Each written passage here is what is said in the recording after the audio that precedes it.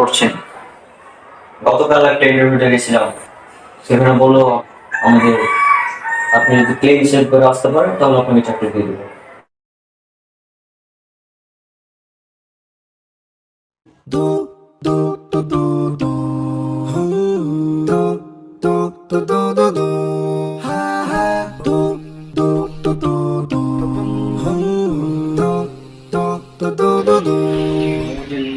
বাড়িটাই দেখলাম কি দেখি তো। হ্যাঁ এটা চালু করে দিয়ে দেখি কি অবস্থা।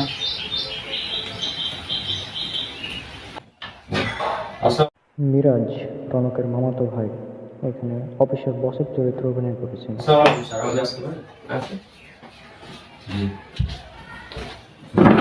আমি আসলে একটা ওয়েবসাইটে দেখলাম আপনাদের এখানে চাকরি পাওয়া যায়। হ্যাঁ, তো হচ্ছে যে আমার রেজাল্ট হচ্ছে আপনারা দেখতেই পাচ্ছেন অনেক ভালো। হ্যাঁ, তো এখন আমার এসএসসি রেজাল্ট হচ্ছে 4.72, এইচএসসি 4.83, আমার হচ্ছে 3.80 আউট অফ 4। রেজাল্ট সব কিছুই ভালো। এখন আমি শুনলাম আপনাদের এখানে নাকি বেতনও ভালো, তো আমার কি এখানে চাকরি হবে না কি বিষয়টা?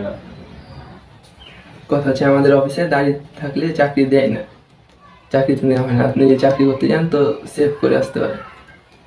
আচ্ছা, সরি, যেহেতু চাকরি হবে না আমি চাকরি করতেও পারছি না, কারণ দাঁড়িয়ে হচ্ছে সুন্নাত। হ্যাঁ, আর আমি এটা কোনোভাবেই ছাড়তে পারবো না।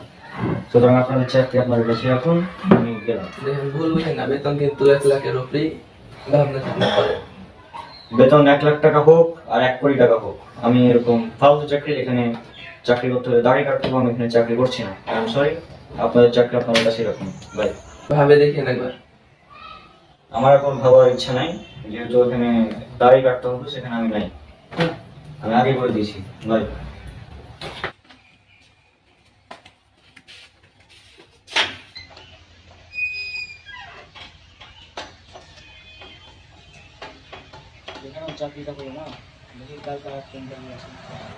আপনি এটা কি ভাই? আপনার মুখে তো দাঁড়িয়ে আছে, তারপর আপনি এরকম কেন? আপনার মুখে দাঁড়িয়ে আছে অথচ আপনি ঘুষ খেতে যাচ্ছেন, আজীব ব্যাপার। 10 লক্ষ টাকা যে আপনি আমার কাছ থেকে যাচ্ছেন, এটা হচ্ছে ঘুষ, আর ঘুষ ইসলামে হারাম। আর ভাই এটা ঘুষ না, এটা হচ্ছে আমাদের মানে অফিসের একটা সিস্টেম। শুধু আমাদের না, আপনি যে কোনো অফিসে দেখুন সেখানে এই সিস্টেম চালু রয়েছে। এটা তো বর্তমানে তোমার সিস্টেম চলছে এটাই। এগুলো ছাড়া কোনো জব হয় না বর্তমানে। বর্তমান যেমন এগুলো ছাড়া জব হয় না। যাই হোক, আমি আপনার কোম্পানিতে জব করছি না, আপনি থাক।